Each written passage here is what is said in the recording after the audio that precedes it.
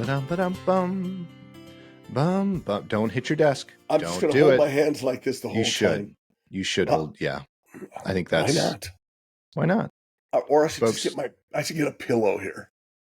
Just get I one of my wonder if pillows. that would work. Because one of the reasons I haven't moved my whole setup because I don't use my office nearly as much as I used to. Yeah. So I told Jen she could why don't you use the office because you need it?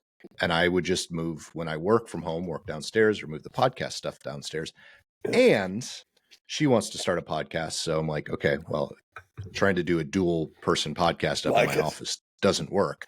No, plus. The office downstairs has the bookshelf and decorations, so it's not just my lovely slot machine. You're going to be pissed when you find out that Jen and I are actually doing a podcast together. So, no, not really. Yeah. What? All pissed. About dancing? I'm a dancer. Yeah, I know. I'm not saying anything bad. I'm saying I wouldn't be pissed. Oh, I see. No, you're not really doing the podcast. Right. Anyway, one of the reasons I haven't done that yet is because that office has hardwood floors. So if you're down there, it echoes a lot. Yeah. So my whole point was get a rug. I wonder if that same would happen with the pillow or the towel. Maybe a towel. But I'm still gonna. You know how I am. I can't sit still. So You're so ADHD. I'll just get duct tape and just tape my wrists to the chair. There you go. I like that. I'm sure you do. That could be fun for a whole host of reasons. You're kind of an S&M guy anyway. SNL. Spaniards and Mexicans. I was thinking Saturday Night Live. Oh, that's SNL. SNL. Yeah, I know. Yeah. I said SNL. I know you did. Anyway, so yes, John, good morning. Yes. Good morning. Hi, Nick. This is Saturday, October 18th, and I did have to look that up, even though today is my 17th wedding anniversary, and yesterday was your 38th wedding anniversary. How about that? Very close. Very close in years. We are. Yes. You have 21 years and you'll be just as wrecked as Lisa is. Yeah. I was wondering where you were going with that. I was right there. Could have been a little dangerous. I know. Dangerous. So happy anniversary. Thank you. And to you as well. Thank you. I don't know. I don't know if part of your anniversary was the egg dish you were talking about today, but you were, before the podcast, we're working on an egg dish. Yeah. I've gotten into I don't know why. Maybe it's just because of the messy stove and all of that. I'm taking a meatloaf pan and line it with parchment. Thank you. And this is good because I'll just say every other word. Line it with parchment. And it's really easy. Just one piece of bread, then 4 or 5 eggs. And then today I've got sausage and jalapenos and onions and put them in over the top, and then cheese. Throw it in the oven, 20 minutes. Very yum. On convection. And so I'm looking forward to when we get done. I'll be in there eating the heck out of that thing. After in a couple hours when we've done 2 episodes, right? Or 10 episodes. 10 episodes. Yeah, who knows? Well, that's fun. So I had eggs. I had eggs this morning. Yes. And the exciting, and this was not, I didn't do this for the anniversary. This was, we have, I'm trying to think of the name, Calphalon. Yes. Pots and pans, which are supposed to be some of the best. We had them. They were our first, when we first got married, maybe not second ones we got. And I could not be happier with them. I'm glad to hear that because my mom had them and I love them and they lasted a really long time. Ours are supposedly the same thing and they're not lasting very well. Oh no. So a couple of my frying pans that actually the bottom is scraping off, not chipping off. So it's not but it is scraping off, which is making it parts of it stick, which it's not supposed to do. And this is not nonstick, the unhealthy nonstick stuff that everyone warns you about. This is Calphalon does a really good job doing this. But anyway, so I was watching YouTube, as I sometimes do. Sometimes. And because I also like cooking with cast iron skillets. Same. They're very heavy, so I'm the only one that usually does it. Jen doesn't use them because they're too heavy for her, and they're hard to clean and things like that. That said, I'm learning a lot about cast iron, and while Yep. this is a Lodge, the one that I use the most is a big Lodge pan, which is a good brand. Yes. I've learned that part of the problem with some of the Lodge brand is that the bottom is rough. Like the pan where you cook is actually rough instead of smooth. Okay. And that sometimes makes things stick if it's not seasoned properly. Yeah. And I don't think it is. So there's some work I have to do with that big pan. Plus it's heavy, but I like cooking with cast iron. And so in that research, I found someone was testing cast iron versus, and I'm getting the actual name because I keep forgetting what it's called. A Anodized. carbon steel. Oh, okay. I'm So familiar with it that too. is basically cast iron, Yeah. but it's a lot lighter. It's like a quarter of the weight of a cast iron, but it has the same cooking characteristics. So I Okay. ordered one. They're not that expensive. This is an 8-inch frying pan. It was $30. Oh, wow. And so you can see it right there. Very light. Yeah. But you clean it, you keep it, you season it just like a cast. Everything, it's the only difference really is the fact that it's much lighter. And it doesn't have the dangerous coating. Right. It doesn't have the dangerous coating. Yep. This one is pre-seasoned, but they can come not pre-seasoned, and it looks just like a cast iron skillet that hasn't been seasoned yet. Is that post-season? This one is post-season. That's post-season. post-season. Yeah, exactly. Yeah. Thank you. Anyway, so I used it this morning. Well, I made some eggs myself, made some for Jen, made some for myself, and dude, this thing is so. I put just a splash of olive oil in there. Yeah. And I couldn't even get the spatula under the eggs because they were sliding around so much. The thing was fantastic. That's awesome. So highly recommend. This was an Amazon find. It is Merton, Merten, and Stork, Storck, carbon steel, pre-seasoned carbon steel frying pan. Interesting. It's good. It works on induction and any other kind of heating source. You can even put it in the oven. It says its high temperature is 625 or something like that. So excellent. Yeah. Well, that's great. I'm excited to experiment with it more. It's so nice to have pans like that because, I mean, that's everything.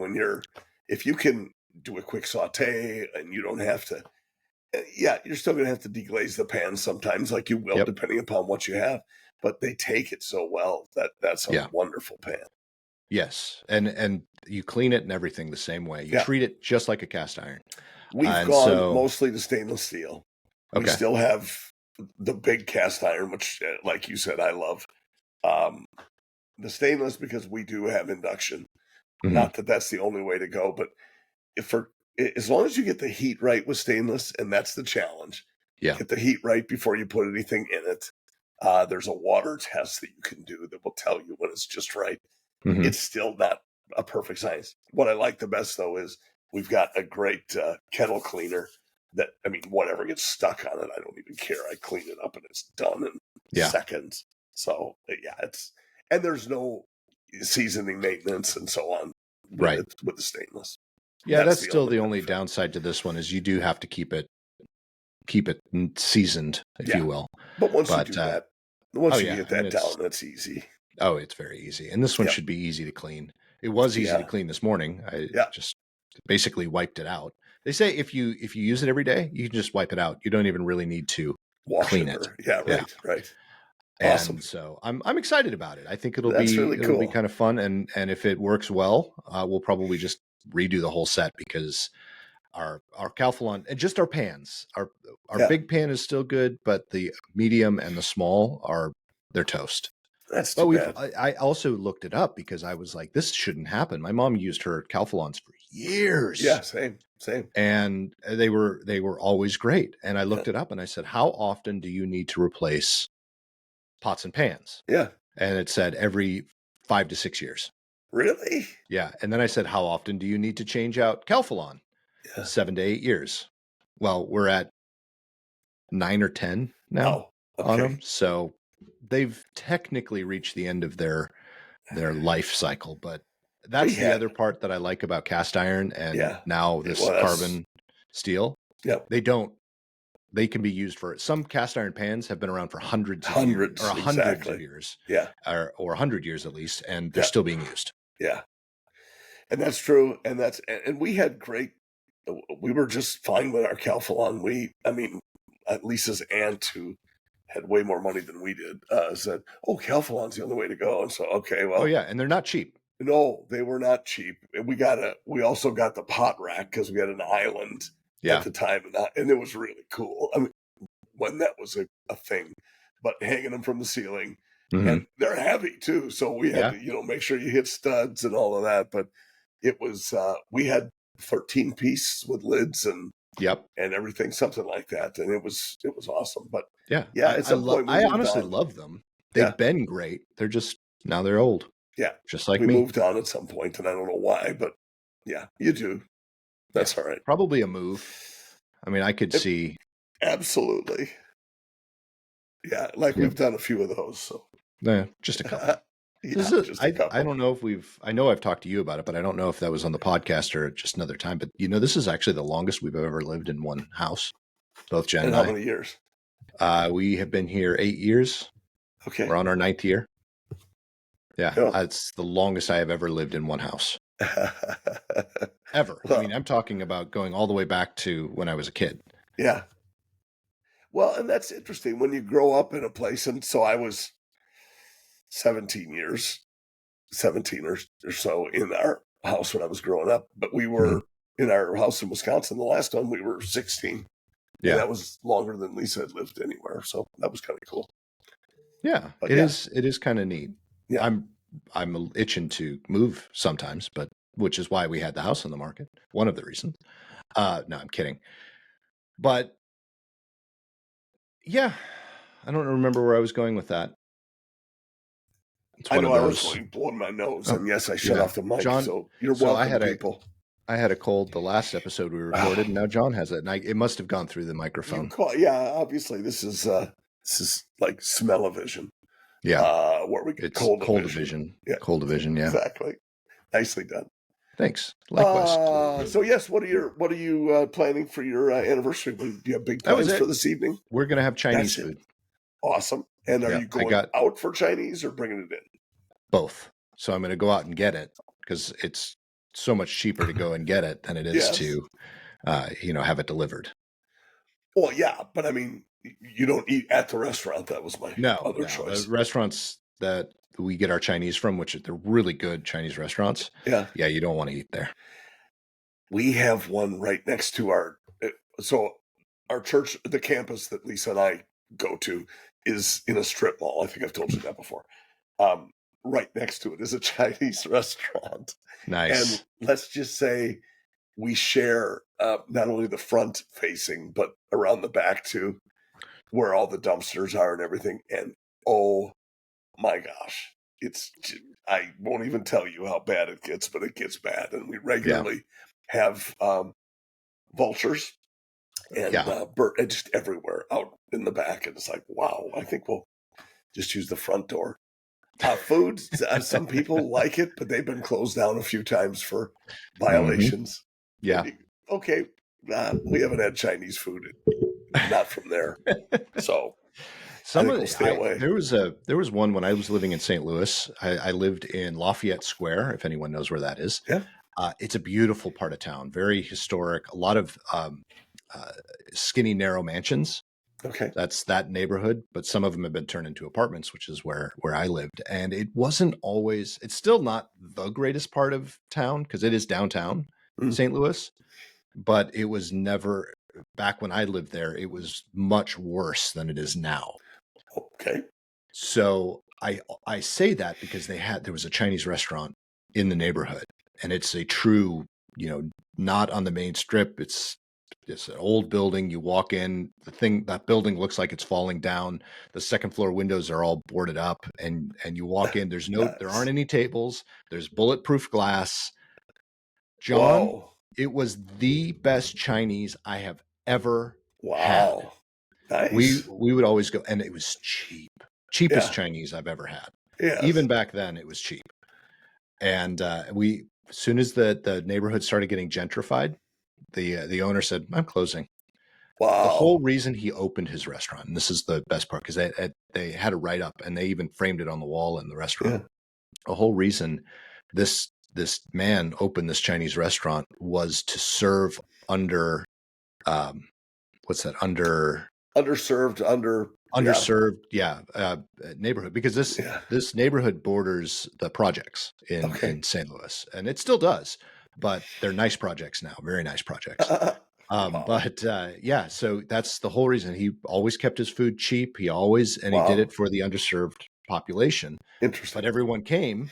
So that's why things could stay so cheap, is because he just made money hand over fist Sure. Sure. doing that Wow. and being where he was. And because it didn't matter. I mean, you had millionaires walking into this Chinese restaurant because it was so good. And you had people Wow. who probably made less than 20 grand a year walking in and buying food. It was fantastic. Anyway, as soon as Wow. the neighborhood started getting gentrified, and they started, because it was right next to the old hospital too. Now that Oh, old hospital's been turned into condos, and then all of the projects were raised, and then they built brand new, really nice ones. yeah. And so, or I guess you would call them Section 8 housing now. But anyway, so yeah, Yeah. he just said it's not an underserved community anymore. So Not any I'm longer. not any longer. So I'm done. Off And he he closed goes. up, Wow. Wow. which a lot of people were pissed. A lot of people. Well, yeah, I would imagine because they loved, I mean, especially if it's so good, you know. Yeah. And we had a place outside of Chicago that we found that was great, and they delivered, and the food was awesome. But like you said, I'm not sure I'd ever want to be in the restaurant Yeah. to see them doing it or whatever. Right. So, Right. yeah, there's that. Still one of my favorite Excellent. types of food, though. I do To, love it. We just haven't had it for such a long time, and I'm looking for a picture. Forgive me for not that's all eyeing right. you up, because this is one I wanted to I show you from.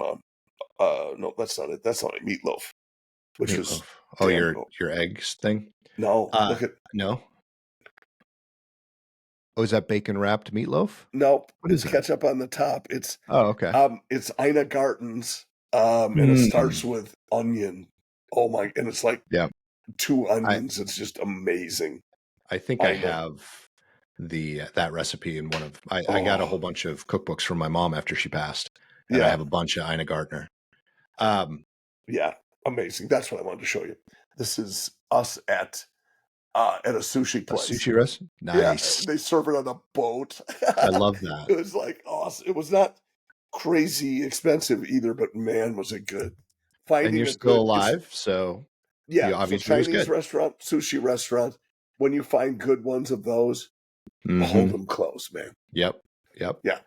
There's a great Japanese restaurant in Chicago that was open. I don't know if it's still open, and I'm searching my brain for the name, but I went to it with my mom in the mid 80s. Okay. And then I went back in the early 2000s, and it was still there, and I had food. It wasn't as good as I remembered, but it Right. was still pretty damn good. Well, and you Yeah. wonder about that too. You know, are the memories better than the actual Yeah. food was? Yeah. Exactly. I Yeah. know. I know. It's amazing. There are a lot of places like that. There's still Yes. places in Minneapolis that I went to when I was a kid that are still open. Like What's we the would Juicy Lucy place? uh that's Matt's. Matt's. Yep. Yeah. And that I That's went been there there. on a trip. That was fun. I had never been there. Yeah, That was isn't it? great. The burger. It's a neat place. It's It, a it's a true bar. hole in the wall. It's a Well, bar. yeah, it's a Yeah. Wisconsin Cash bar. only. Yeah. Yeah. I Yes. mean, it's a great place. Not a great neighborhood. Not a great neighborhood.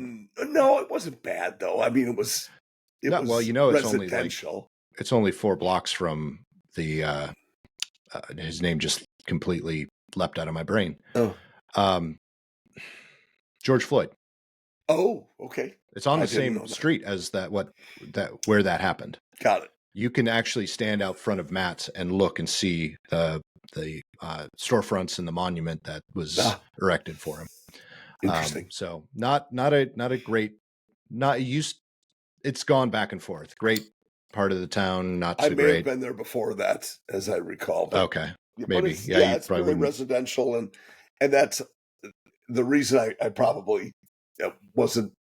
I was nonplussed by it. There you go, because it reminds me of 100 different bars in Milwaukee. And yeah, they're all well, in these Minneapolis and neighborhoods. Milwaukee. I have been told. I've never been to Milwaukee. Yeah. I'm going to put that out there. But my aunt, who lives very close to Matt's. Yeah. She used to live in Milwaukee, and she said Minneapolis and Milwaukee are very similar. Yeah, it's kind of a Midwestern vibe, I think. Yeah. But yeah, they have here, house, bar on the corner. Yeah. And Pittsburgh is like that too, to a Is it? degree. There, Okay. it's just kind of funny that you see that, and I'm going to go see Bob, and well, let's run next door to the bar, and it's right next door to Bob's house. And you go, all right, well, it was just kind of quaint. Yeah. Yeah, we don't have that much here in Nashville. I wish we did. We don't have a lot of walking communities here. Yeah. And I that's one part I really don't like. They've started to create more of those. They have, like but Dallas so and that area. As they build new ones, they're very much like, condoized, where it's a square inside parks that are built in, and so we have one right down the road. And it's beautiful. Don't get me wrong. There was one because Franklin does this a lot. They have like 3 or 4 of them. And the one that I was just pointing out technically is in Franklin because it's right across the line. Okay. From Nashville, Davidson County to Franklin, Williamson County. Okay. So their address is Franklin. Anyway, there's one that was the first one in the Franklin area called West Haven. So when around the time Peyton was born, just before she was born, it was being built. And we were looking at it, but at the time we couldn't afford any of the houses in there. But we were impressed, and we were like, this is where we want to live. Fast forward to 2025, I wouldn't want to live there. You couldn't pay me enough. Oh, really? The houses are too close, too many people. I'm ready for, acres in the woods, but that's a life thing, not necessarily anything against those neighborhoods, because they're great walking neighborhoods. Yep. And West Haven is still one of the premier communities. We go hang out there. I mean, it's great. Yeah. Anyway, when we finally got to a place in our lives where we could afford it, because keeping the prices from previous, which wasn't that many years. Right. It was maybe 5 years. So I'm just going to use, I don't know if these were the prices, but when we were looking, let's say the houses were $350,000. And this is, remember, right after we got married, no kid yet, did not make very much money, didn't need to in Nashville. Fast forward 5 years later, now we're making good money. We could afford a $350,000 house. Let's go back and look at West Haven. We pull up, look at the exact same house, $800,000. Oh, over double. Holy crap.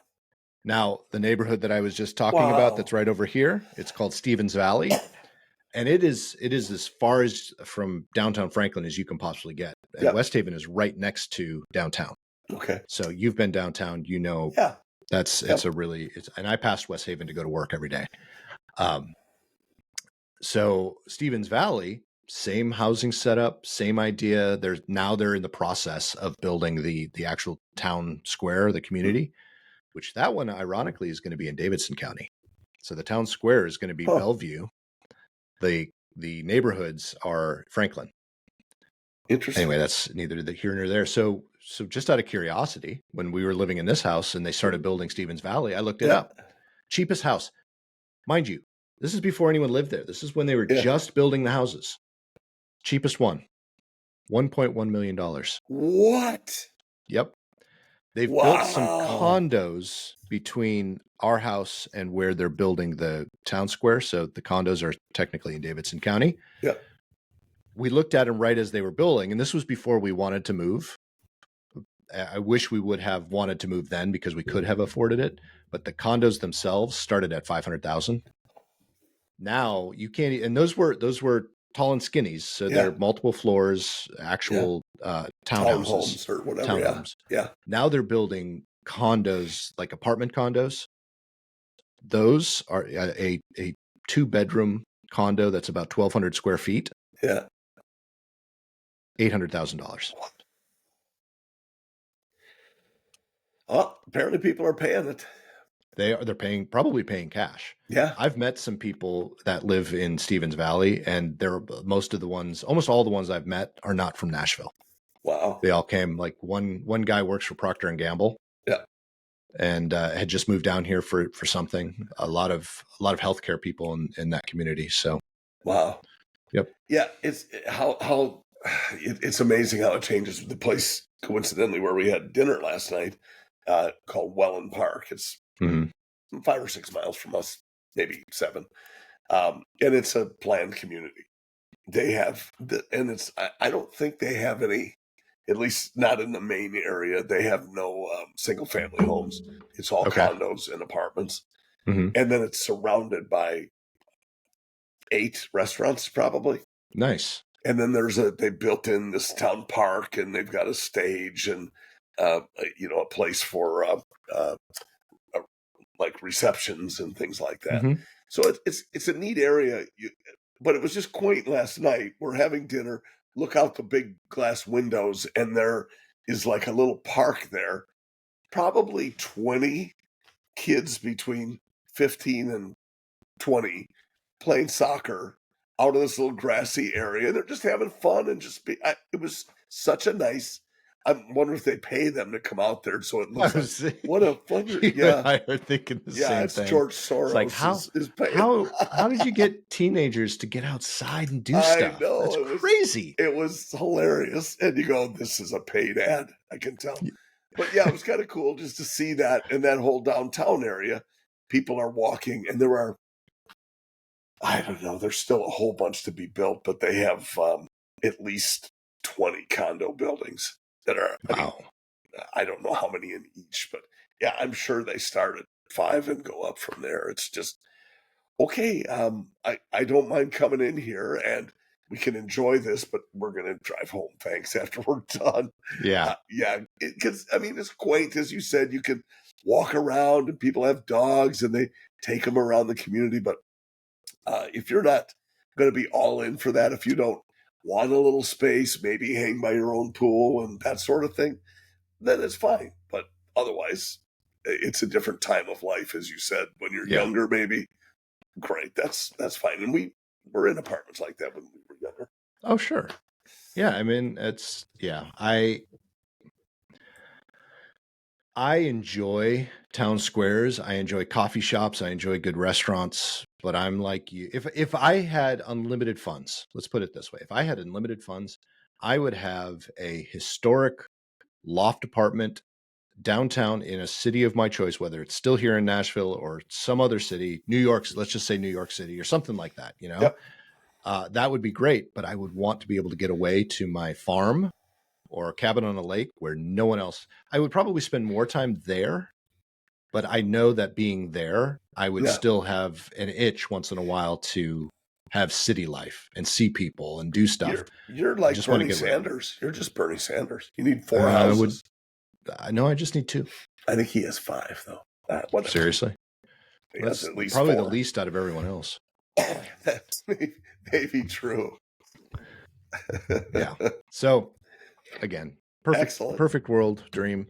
Then I'd have my 2 little airplanes to Yes. get me back and forth See, to and that's another thing. You'd want to have your own hangar, Yep. and you just Airstrip. Yep. Well, yeah, right by your house, and Mhm. hop on your golf cart and drive it over to the hangar and get in the plane and go John, and land and come on. Simplify. No, you want a golf A cart. hangar and a house. Yeah, but you don't. The house can be part of the hangar. No, Yeah. then you can get away from it. You can. Why would I want to? When Jen and I do our podcast, we'll talk about it. Okay. Yeah. I would probably make the man room. I would put the man room inside the hangar. I know be a you big would, screen and then TV, you would never a couch. be seen again. No. Why? There's no reason. Where do you suppose Nick is? He's out in the hangar again. Yep. Yeah. I know that. I know how you roll. You don't need a stinking house. Honestly, if I weren't married with a kid, I probably wouldn't. I would be perfectly happy in a hangar. We've talked barndo too. Yeah. And just for grins, I was having a little chat with my friend Cal, ChatGPT. Mm-hmm. I've named him. I asked him what he wanted me to call him, and Cal. And so we talked about, so how about this? We split up where we are, condo here, barndo in Wisconsin. What do you think? And he's like, okay, well, here's a couple ideas. And it's just fun to dabble in that stuff with somebody. else who knows, they can find out the details. And so he's wonderful. I like the AI piece of it as long as you manage it. That's the key right there. You and I were talking about AI and work a little while ago and stuff like that. And I'm not ignoring you right now. I'm pulling up a saved. Sliver. So in Instagram, in Instagram, excuse me, you can share albums with people. Yes. And save posts, kind of like Pinterest in a way. I have one here. It's blurry, I know, but it's called House and Studio Ideas. And I'm just going to show you, and if you can kind of see, can you kind of see what our aesthetic is like? Yeah. It's kind of blurry. Nice. It's almost all barn-dough. Yeah. And I like that. They're very safe. They're extraordinarily strong construction-wise. Exactly. Yeah. Well, and they're versatile. I mean, that's part of the. I've shared that idea with you. Part of the thought was to build a barn dough that could also have a studio in it. Yeah. So that's Jen sweet. we could live right next to the studio. Same concept as the big barn dough hangar. Yes. Do what? Big barn dough though. That's with a studio and the hangar. Yep. And the garage for all of my cars, toys, and my Jeep JLU, my JKs. Actually, I would never have a JK. No, I would have a JK. I'm sorry. What was the? No, I would not have a JK. I don't like JKs. I like JLs. I like TJs, and I do like some YJs if it's decked out, and then CJ. Those are my CJ7. I'd even do a CJ5. Wow. Taking one for the team. I would, yeah. I think mine's a JL, isn't it? Yours is a JL, yes. Yeah, that's all I know. And I like the JL. I think it's great. I haven't seen the JK. I don't know what's the JK is between the TJ and the JL. So it was the last. No, I get that, but why is it so much different from the JL? Different interior, different door handles, different. The grill, instead of being straight up like on I'm going to say ours, but I don't have mine right now. Yes, ours is straight up, and the JKs are tilted back a little bit. Okay. So, and I just think they're ugly. I don't think they drive well. I've driven I've driven a 2-door and a 4-door and didn't like how they drove at all. What's the year breakout? I believe JL came out in 18. Okay.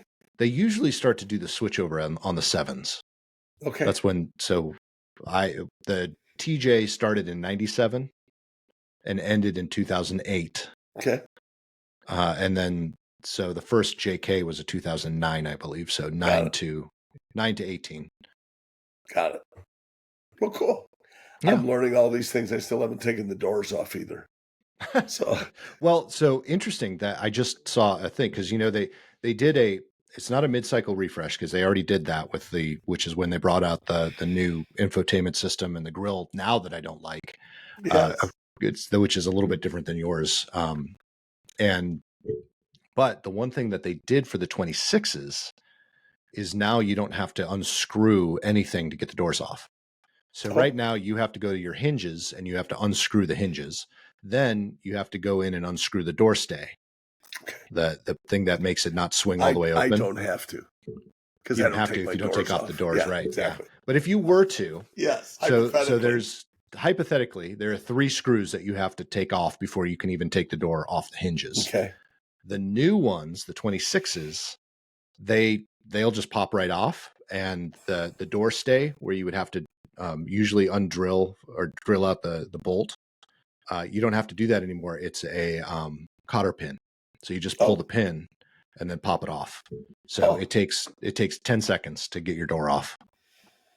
Maybe 15 for the first time. I guess the ease of doing it would make it a little more attractive, but I still am not ready to spring for the $700 for the dolly to take the back off. Wow. I know. And I know, don't you have like a pulley system, or didn't you have that? Yeah. Something. I have eye hooks in the ceiling, and I would just take ratchet straps and run it through the top, and then just hook, ratch, and it's just it only stood about an inch above the car. when it was done, when I ratcheted it up. Back it in and Yeah. and drive it. Yep. It's awesome. Yeah. I didn't do it. I've only used it once because if I hadn't had a new neighbor move in and he told me that his inside of his garage, so our bonus rooms in both houses are above the garage. It's pretty much our whole neighborhood. All bonus rooms are above the garage. Well, when he moved in, the bonus room was doing this, not quite that angle, but the beam that's in the garage wasn't designed to hold as much weight that's usually in a bonus room. So it snapped. So he had to get that whole thing replaced. So that made me really nervous hanging, even though it's not a heavy top, hanging that top from the ceiling and just leaving it there. Yeah. So that we actually ended up having to take it. So we took it off.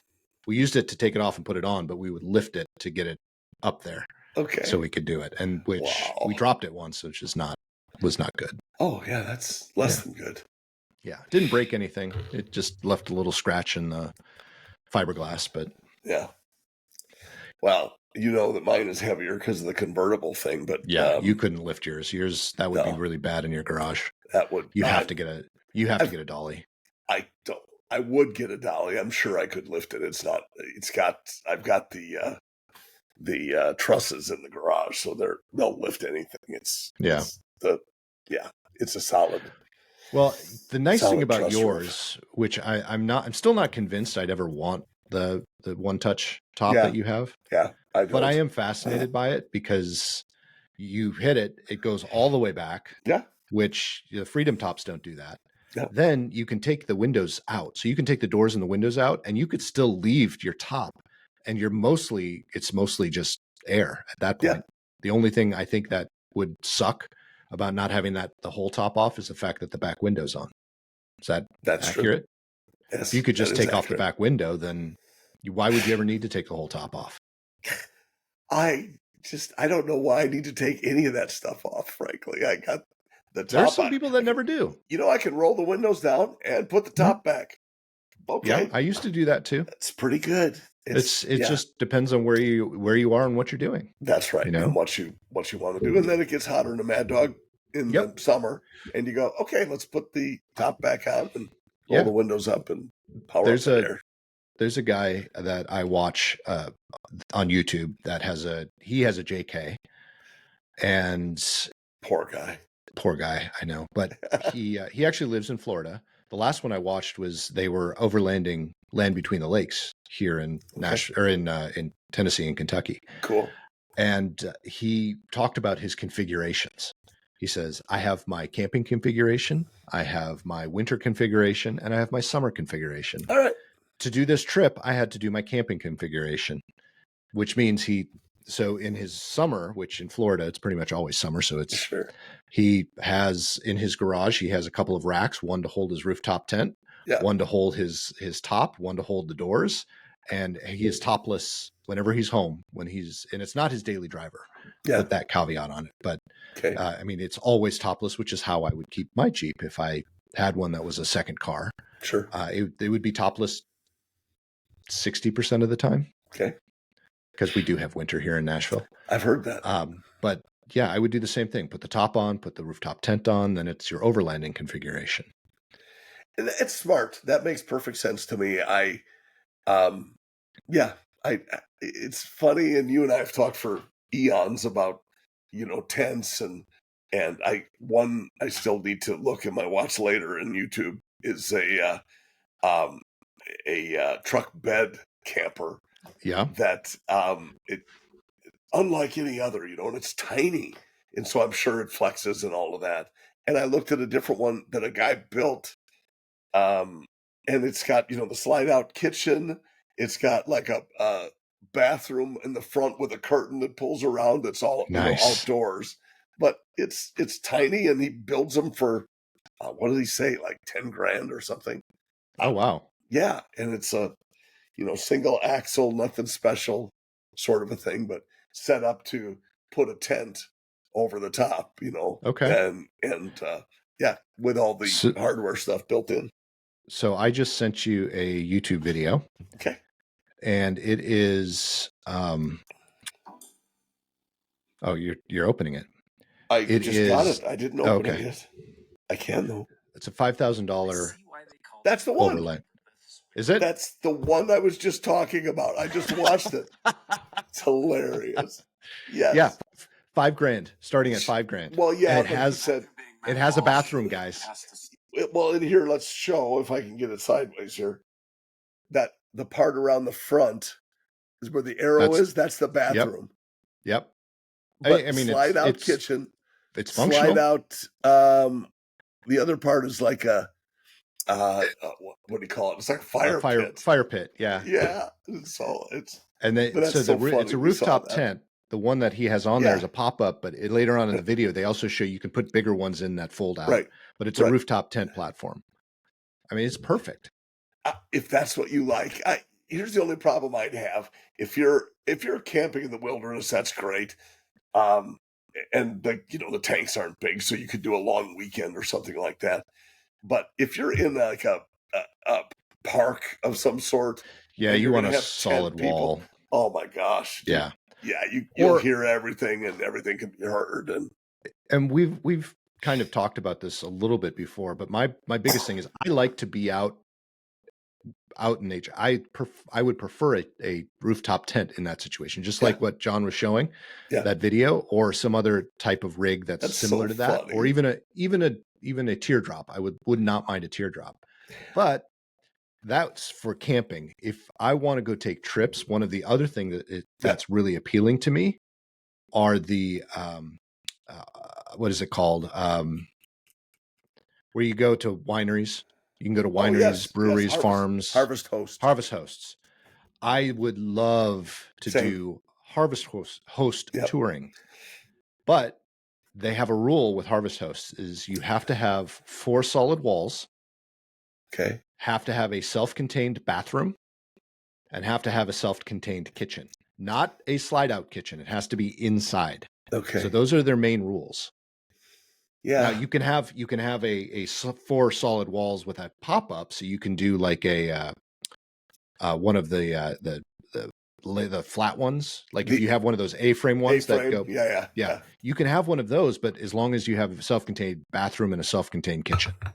Well, that's one of my rules too. I want a self-contained bathroom. Because honestly, what's the point if that's the thing you really need. I can pull up to a national park and find a grill and stuff like that. Cook outside if you need to. But the whole guys can, if you're just peeing, it's no big deal. We can go anywhere. I've peed at Wrigley Field. It's not like it's tough. But on Wrigley Field, leave that alone. Yeah. But yeah, it's you got to have one with you because it's there and it's easy, and it keeps mom happy because there it is. All right. So we have our portable chemical toilet, and that works just fine whenever we go camping. But my biggest issue with what you're talking about, unless you're willing to spend over $100,000 on an off-road trailer, most of those trailers that are campers that have 4 solid walls can't go where I want to go. And I'm not even talking about anything crazy. You know, some of the overlanding that I watch, they're doing rock climbing, and I don't want to do that with a trailer. With a trailer. I know. But I wouldn't mind going. I like the remote, what do they call it? The words are just not coming to me today. Not remote camping. It's primitive camping. Oh, primitive. Okay, never heard of it. All right, that's what they call it. So if you go off, if you're overlanding and you're grid, if you're off grid, that's called primitive. And primitive is you can basically camp anywhere you want. Okay. Now, you go to some of these trails, like if you go to BLM land in the West, sure, you go on some of these trails. Technically, you can camp anywhere you want, but they have boondocking, but they have areas that other people have camped, and there's a fire ring, so they encourage you to reuse those rather than just camping anywhere. But you can technically, but those trails tend to be a little rougher. Well, for sure. And I've seen some of them, like the what do they call it, the Black Series. Have you seen those? Yeah. They're cool, and they're kind of a hybrid between a regular trailer that you pull and one of the Overlander ones. But still, it's got the 2 axles and it's a little rougher. looking. But they're also over $100,000. They're not inexpensive. You're absolutely right. I have a neighbor down the road that has one of those. It's pretty cool to see in person. Yeah. I never moved, so I don't know if they actually use it, but it's that's the other sitting in thing their driveway. too. You go, we've got a neighbor not far from here, just around the corner, that has a Class A sitting in the driveway. Yeah. And it takes up the whole driveway. Yeah. Well, it's hard. It's hard. So my last job is, as you well know, because you and I did the same thing. Yeah.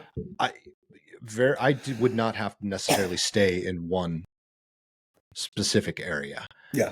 I would have the ability, if I wanted to have a Class A and just travel around in that and do my job from there. It's fine. Now I can't do that because, I have an office job. Sure. But, that would be the only way I would have like a Class A is if it was just business always you could write off. It was always being used. Yeah. Well, and it's tough too, especially if you're calling on clients, unless you've got, a toad that you're going to use to call. Oh, I've got an e-bike. Okay, well, let's take the e-bike to clients. Yeah, good idea. Yeah. And it's a little bit harder because which toad I'd want to have. Yes, I know. And versus what I need to pull up in for work. So. Well, so we've got you all figured out. We'll just get you a nice used Volvo semi, and you'll use it to pull your fifth wheel. And exactly. Behind that, you're tugging the Jeep, or put the Jeep up on the Volvo. There you go. Which they do. They do. Anything you can think of, they can configure. Yeah. It's incredible. Yes, I need to go get my Class A, huh? I will. No, you don't need it for that. It's an RV. Oh, is it? Is it technically classified an RV? Interesting. Yeah. Interesting. Not for hire. RV only. Huh. Yeah, which is but again, they're automatic transmissions. It's not like you're, doing the 15, 20 gears. Right. Is that, they have a lot of gears, right? They have like 15 gears? 18 to 20. Yeah, it depends on, But the autos they're even better. And guys who have driven semi for years go, why would you even bother? Yeah. Well, we should talk about the sports cars in the next episode and why a lot of the sports cars are going to automatic transmissions. That would be a good one to talk about. So I think we're gonna save that topic for later. That's my hook. You're gonna have to wait until next week to hear all about that, folks. Yes, you are. Yeah. And with any luck, you and I will be married for another week longer. Maybe when we get fingers crossed. Yeah. Anyway, folks, head up to PoddiMouths.com. Check out all of our past episodes. We have been around for a while. We're coming up to the end of our 7th year. Woo! And moving on to season 8 pretty soon. In the next couple of months. Oh, it's crazy. Crazy. Ocho nueve. Love 10. Anyway, John, it's been wonderful as usual. I hope you have a fantastic week and weekend. Your what are we calling that? Oh, anniversary weekend. Anniversary weekend. And a mercenary. Yes, mercenary. All right, folks. We'll talk to you again soon. See ya.